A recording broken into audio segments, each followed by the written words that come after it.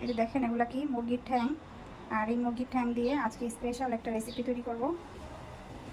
আর মুরগির ঠ্যাংগুলো আমি রেখে দিয়েছিলাম মুরগি আনার পরে, জমিয়েছি এই স্পেশাল রেসিপিটা তৈরি করার জন্য। আর শুরু থেকে শেষ পর্যন্ত দেখতে থাকুন কীভাবে তৈরি করি স্পেশাল রেসিপি।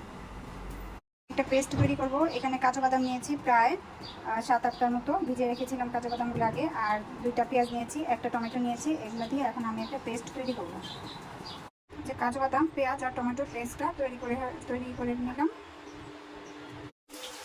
হ্যালো ভিউয়ার্স, আসসালামু আলাইকুম। কেমন আছেন আপনারা সবাই? আলহামদুলিল্লাহ আমি ভালো আছি। এখানে টমেটো, কাজু বাদাম আর হলো পেঁয়াজের পেস্টটা দিয়ে দিয়েছিলাম। আর এখানে দিয়ে দিলাম একটু আদা রসুন এখানে 1.5 চা চামচ দিলাম।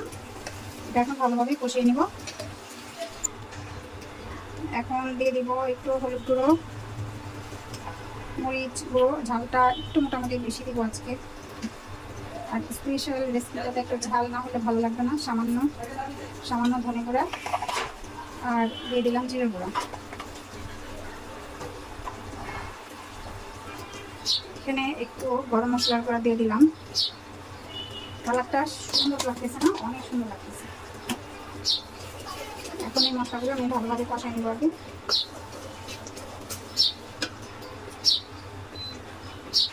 মশলাগুলো কষানো হয়ে গেছে। এখন এই যে মুরগি ঠ্যাংগুলো দিয়ে দিলাম। এখন মুরগি ঠ্যাংগুলো দিয়ে ভালোভাবে কষিয়ে নিব। কষানো হয়ে গেছে। ঠ্যাং ভাবতেছেন এই ঠ্যাং দিয়ে কী করবো, কী রান্না করবে, তাই না? হ্যাঁ, এটা হলো নিহারি রান্না করতেছি আমি, মুরগির ঠ্যাঙের নিহারি। অনেকে ঠ্যাং খেতে লজ্জা পায়, ঠ্যাং খেতে পছন্দ করে না। আমাদের এটা যার যার রুচি, অবশ্যই পছন্দ করে না করে এটা রুচি। কিন্তু অনেকে জিনিসটা খেয়ে লুকায় রাখে। খাবার জিনিস খাই, লুকায় রাখার কোনো কিছুই নাই। আজকে আমি মুরগির ঠ্যাঙের নিহারি রান্না করতেছি। সবাই গরুর ঠ্যাং দিয়ে খায়, আর গরুর ঠ্যাঙের এত দাম। এখন কী করবো, দুধের স্বাদ ভুলে নিতে। এখন মুরগির ঠ্যাঙের নিহারি রান্না করবো। এখন যে গরম পানি দিয়ে দিলাম, কষানো হয়ে গেছে ঝোলের জন্য। আমি যে লবণ দেয়নি, কেউ আমাকে বললোই না আমি যে লবণ দেয়নি। এটাই তো বলতেছি, রান্না করতেছি, লবণ কেমন যেন একটা কিসের জন্য একটা অভাব মনে হচ্ছে কালারের মধ্যে। লবণ না দিলেও কিন্তু কালার বা একটু কষানো ঘ্রাণে একটু সমস্যা হয়। সুন্দর একটা ফ্লেভার যেটা আমি পাওয়া সেটা পাচ্ছি। এখন লবণ দিয়ে দিলাম, আশা করি সব ঠিক হয়ে যাবে ইনশাআল্লাহ।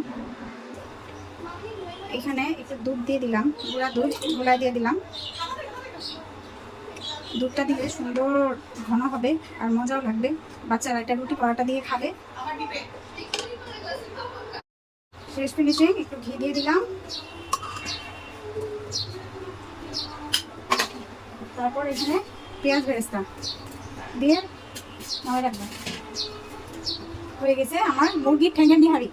কেমন হয়েছে কমেন্ট করে জানাবেন। তারপর দিয়ে দিলাম একটু জিরে গুঁড়ো। ওরে বাবা, কি সুন্দর কালার, মাশাআল্লাহ কি সুন্দর কালার, দেখছেন কি সুন্দর কালার।